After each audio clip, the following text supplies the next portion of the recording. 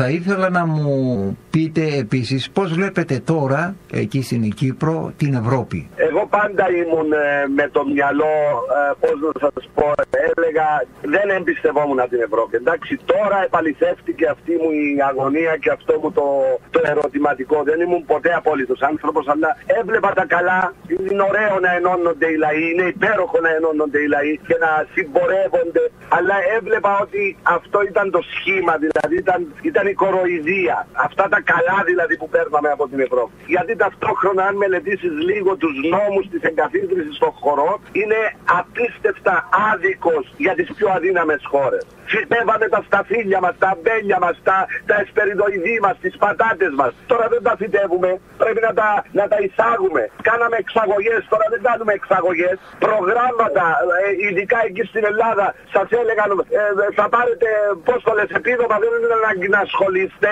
Ναι. Μα όλο αυτό το επίδομα τώρα το πληρώνονται. Τώρα θα πληρώνει. Έτσι είναι δυστυχώς τα πράγματα και κανένας τότε δεν φρόντισε.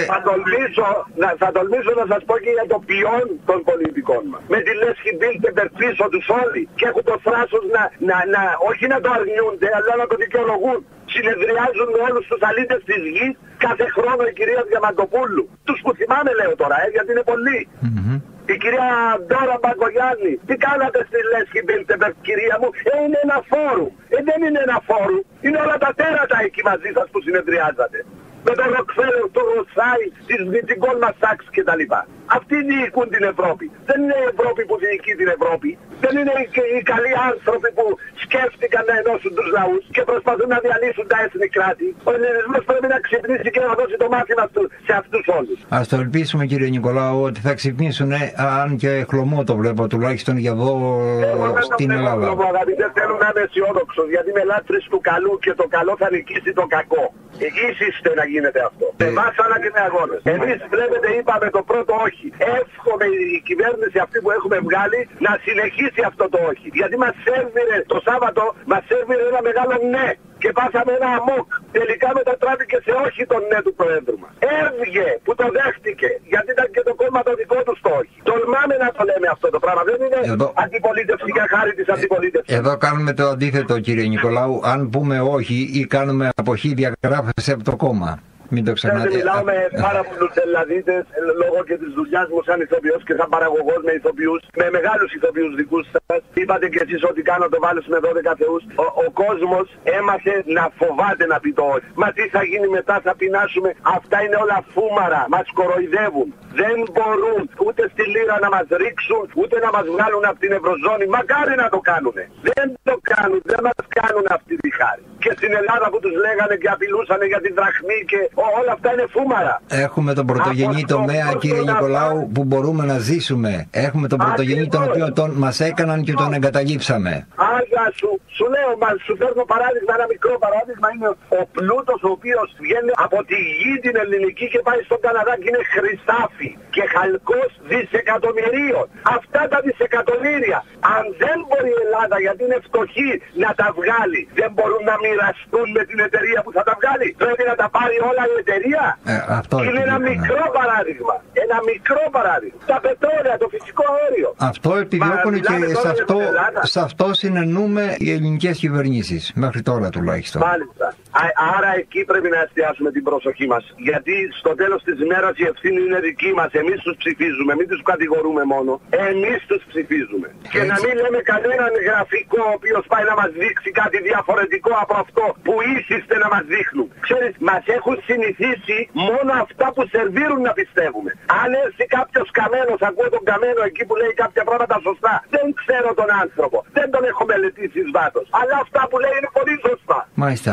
Ο κύριος Σόιμπλε, κύριε Νικολάου, χαρακτήρισε το κυπριακό πρόσφατη δήλωσή του μετά την απόφαση, το κυπριακό μοντέλο χρεοκοπημένο. Μας κοροϊδεύει κιόλας, αγαπητέ. Μας κοροϊδεύει κιόλας. Μας λέει ότι το ποιοτικό μας επίπεδο ήταν πάρα πολύ ψηλό. Γιατί να είναι τόσο ψηλό? Να μην σε νοιάζει, κύριε Σόιμπλε. Γιατί δουλέψαμε, γιατί ήμασταν δούλοι. Γιατί ήμασταν 400 χρόνια υποκατοχή των Τούρκων. Γιατί μας κρατούσαν οι Εγγλέζοι. Γιατί ελευθερωθήκαμε. Και θέλαμε να ζήσουμε πλούσιοι. Και έρχονται χωριάτες. Γιατί έτσι μας αρέσει. Έτσι είναι, τι Τι να πω, εκφραστήκατε με αγανάκτηση μένα, αλλά και με το δίκιο που σε πνίγει. Μου δώσατε κίνητρο, συγγνώμη αν είμαι λίγο απότομος, αλλά δεν μπορώ αυτή την αδικία. Είναι στη φύση μου, αγαπητέ, είναι στη φύση μου. Δεν κάνω τον παράγοντα, ούτε τον πολιτικό αναλυτή. Ένας απλός άνθρωπος είμαι. Απλά λυπάμαι που δεν ήταν και όλοι οι Έλληνες έτσι. Αν ήταν, μπορεί να είμαστε διαφορετικά, τώρα μπορεί να είμαστε καλύτερα και όχι να προσπαθούμε να επιζήσουμε κάποιοι με ένα μισθό πείνας που έχει φτάσει αυτή τη στιγμή και χωρίς άλλες παροχές υπηρεσιών που... Μα ξέρετε, δεν είναι ότι μας δίνουν ένα χαμηλό μισθό. Μας κόβουν, μας στερούν το δικαίωμα του να ονειρευόμαστε. Μας βάζουν σε μια φυλακή του fast food να τρώμε αυτό που θέλουν, να παίρνουμε το φάρμακο που θέλουν. Είναι αλληλένδετα τα πράγματα, αγαπητέ μου. Αλληλένδετα. Τον καρκίνο τον παράγουν, τον αναπαράγουν, δεν τον θεραπεύουν, δεν τους συμφέρει να τον θεραπεύσουν. Δεν είναι συνωμοσιολόγος, είναι πραγματικότητες. Οι φαρμακοβιομηχανίες, το Hollywood, όλοι αυτοί ελέγχουν την ανθρωπότητα. Τη μουσική που ακούμε, η ραδιοφωνική σταθμή, μόνο ελληνική μουσική πρέπει να εκπέμπουν. Όχι εθνικιστικά, απλά για να θυμηθούμε ποιοι είμαστε. Ο Νίκης ο Θεοδωράκης βγήκε, σας τα είπε, ποιος τον άκουσε. Έτσι, δυστυχώς μας έχουν κάνει τέτοια πλήση εγκεφάλου. Έμαθα εγώ αγαπητέ μου αυτό το γεγονός της Θεσσαλονίκης από τη γαλλική τηλεόραση. Όχι από την ελληνική. Γιατί? Πού είναι τα κανάλια στην Ελλάδα να δείξουν αυτά που γίνονται? Τα κανάλια δείχνουν αυτό που τους λένε να δείξουν. Αυτό που συμφέρει ο κόσμος. Πάντα το κατεστημένο. Αντιλαμβάνεσαι ότι πάω και κόντρα το συμφερόντο μου, τηλεοπτικός παραγωγός είμαι. Αλλά τι να πεις και τι να κάνεις. Για να μην ακουγόμαστε απόλυτοι. Απλά επειδή έχει κυριαρχήσει, πώς να σας πω, η ξένη νοοτροπία. Έχει κυριαρχήσει αυτή η αποχάβνωση μας σερβίρουν εδώ και χρόνια. 5 οικογένειες να διοικούν όλο τον κόσμο. Απλά για να μας ελέγχουν. Ο κύριος Ροτσάιλ, υπάρχει μελέτη κάτω, δεν τα λέω εγώ. Οπότε δεν θυμάμαι ημερομηνιακά, έχει καμιά 15 ετία που έχει πει μέχρι το 2018 ενιαίο παγκόσμιο νόμισμα. Ναι. Όλα αυτά πρέπει ο κόσμος να τα ερευνήσει, να τα δει. Η νέα τάξη πραγμάτων είναι εκεί. Την αναμασούσαν οι προέδροι σας, οι πρωθυπουργοί σας και δεν τους έδωσε κάποιος ένα χαστούκι. Έβγαινε ο κύριος Σιμίτης και μιλούσε για τη νέα τάξη. Εσφαρσός και δεν του είπε κάποιος, μα τι εννοείται κύριε νέα τάξη πραγμάτων? Αυτή του Μπούς, γιατί την έλεγε και ο Μπούς. Θυμάμαι έναν πολιτικό δικό μας πρόσφατο πρωθυπουργό, ο οποίος είπε να μην μείνουμε έξω από τη νέα τάξη πραγμάτων. Το λέγανε όλοι αγαπητέ. Υπάρχουν ντοκουμέντα, ευτυχώς το διαδίκτυο ξέρεις, ενώ είναι δικό τους σκάρφισμα, τους έχει ξεφύγει. Τους έχει ξεφύγει γιατί μπορώ να εισέλθω και εγώ μέσα. Και εγώ μπορεί να βάλω κάτι μέσα. Να το δει ο λαός. Στο βάθος αυτό του διαδικτύου δεν μπορούν να εισχωρήσουν να τα φύγουν όλα.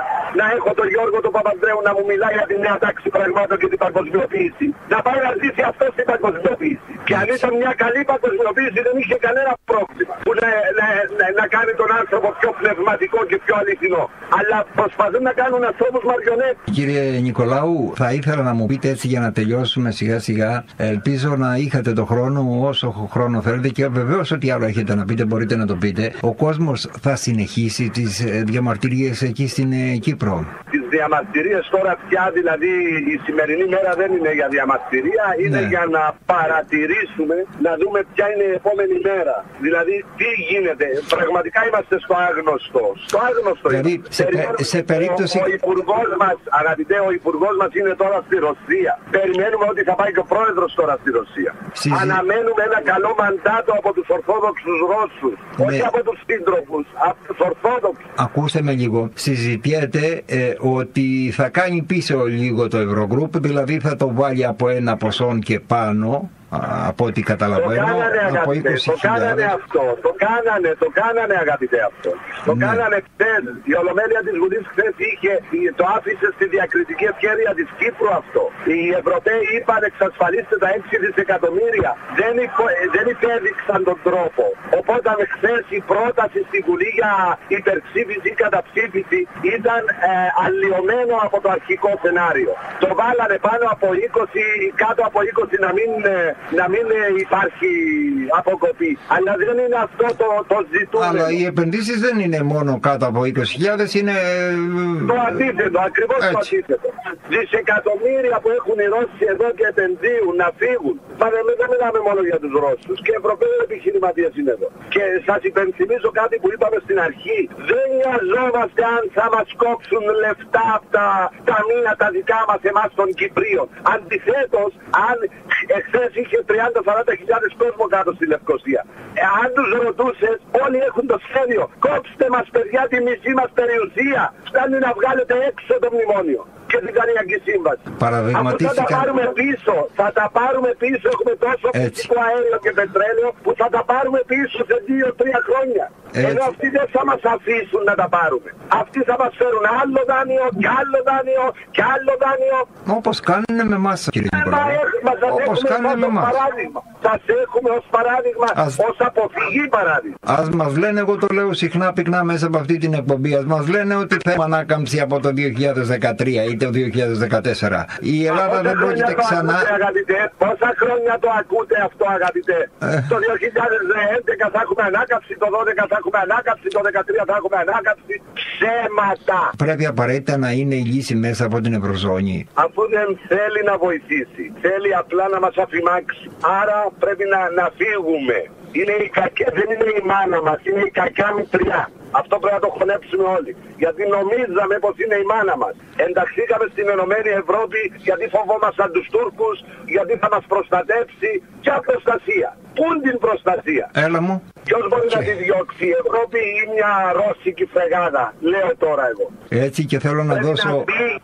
Εγώ θέλω να δώσω, κλείνοντας εδώ σιγά σιγά την κουβέντα μας, κύριε Νικολάου, να δώσω συγχαρητήρια στον κυπριακό λαό που αντέδρασε δυναμικά και έδωσε στους βουλευτές το έρισμα ότι ως εδώ. Λαός ενωμένος, ποτέ νικημένος. Και έχουμε τα κότσια να λέμε, εγώ σας υπενθυμίζω ότι ήμουνα στο προεκλογικό αγώνα για έναν άνθρωπο που ονομαζόταν Γιώργος Λιλίκας. Δεν έχω κανένα πρόβλημα να υμνήσω το σημερινό πρόεδρο, φτάνει να λειτουργήσει υπέρ του λαού του. Δεν μας ενδιαφέρουν τα πρόσωπα, δεν μας ενδιαφέρουν τα κόμματα. Μας ενδιαφέρει ο λαός της Κύπρου, ο ελληνικός, κυπριακός λαός. Το μέλλον των παιδιών μας ενδιαφέρει. Το να κρατάμε τα λάβαρα των κομμάτων και να τους γιουχαΐζουμε δεν συμφέρει σε κανένα. Μάλιστα. Κύριε Νικολάου, σας ευχαριστώ πάρα πολύ για αυτή την κουβέντα που είχαμε. Εγώ σας ευχαριστώ και παρεπιπτόντως καλό τον ελληνικό λαό να βλέπει το βάλς με 12 θεούς και όχι τα τουρκικά. Ομολογώ ότι δεν έχω δει ούτε ένα επεισόδιο ποτέ. Να το δείτε, είναι εξαιρετική σειρά, γίνεται με πολύ λίγα λεπτά. Όχι το δικό σας, συγγνώμη, όχι το δικό σας, τουρκικό επεισόδιο. Τουρκικό επεισόδιο. Ας με χαρακτηρίσουν λίγο ρατσιστή απέναντι από την γείτονα χώρα. Να σας πω, αγαπητέ, μας έκαναν να σκεφτόμαστε ρατσιστικά. Ο Έλληνας δεν ήταν ποτέ ρατσιστής. Έτσι, μπράβο, μας έκαναν. Ακριβώς. Λοιπόν, σας ευχαριστώ πάρα πολύ. Ελπίζω να τα ξαναπούμε κάτω από καλύτερες συνθήκες. Τώρα που γνωριστήκαμε, μπορεί να ξαναέχουμε πάλι κάποια επαφή στις επόμενες ημέρες. Στη διάθεσή σας. Είναι ωραίο να μιλάμε και να ακουγόμαστε. Και ελπίζω και αυτά που είπατε να τα ακούσουν και εδώ και να το σκεφτούν ακόμα περισσότερο. Λοιπόν, σας ευχαριστώ πάρα πολύ. Καλή σας μέρα, καλημέρα σε εσάς, κύριε Νικολάου, καλημέρα σε όλη την Κύπρο. Καλημέρα, καλημέρα.